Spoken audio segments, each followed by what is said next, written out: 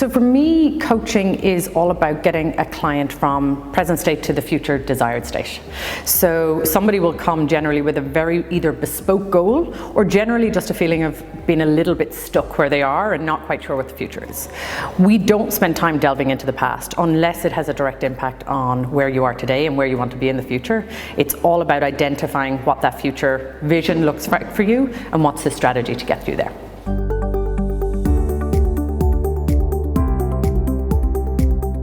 So from an SME perspective, I think, when you look at the variety of staff that you have, you really want to identify something in your toolbox that's going to get the best performance possible out of them. And you have some great managers in the organization, you have some great HR people, but they may not necessarily have the coaching skills that you require. And the coaching skills are not about the technical abilities that somebody has within the organization, it's often the softer skills. So you maybe have identified somebody that is on a fast track and you want to get them out there even quicker, or maybe you've identified somebody who's missing some of the softer skills like teamwork, interpersonal skills, motivation, ambition, whatever you might want to call it. Those are the people that generally will benefit the most from working with a coach.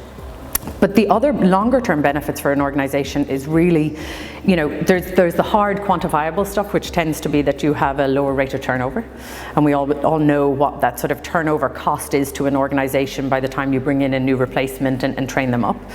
You tend to have softer benefits, so things like improved mental health within an organization, improved teamwork because people are learning those interpersonal skills that we sometimes assume they should naturally have, but not everybody does.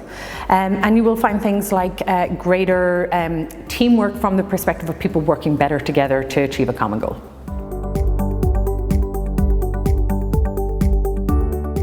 So the two things that are totally required at the start is building trust and building rapport.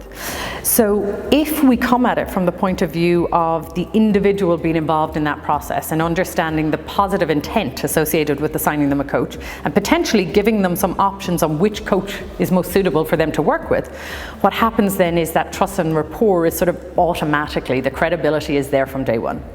If that's not done and an SME or a corporate company pushes an employee down that path without fully explaining the logic behind why they want to do it, that person's going to come to their first couple of sessions with a very resistant mindset.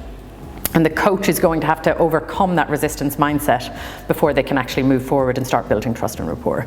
So that tri-party agreement between corporate, coach and client at the very start is very important. The second step is the SME needs to be coming at this with the right intent. So it's not necessarily about outsourcing a problem employee. It is about identifying your staff who can perform better with coaching and guidance.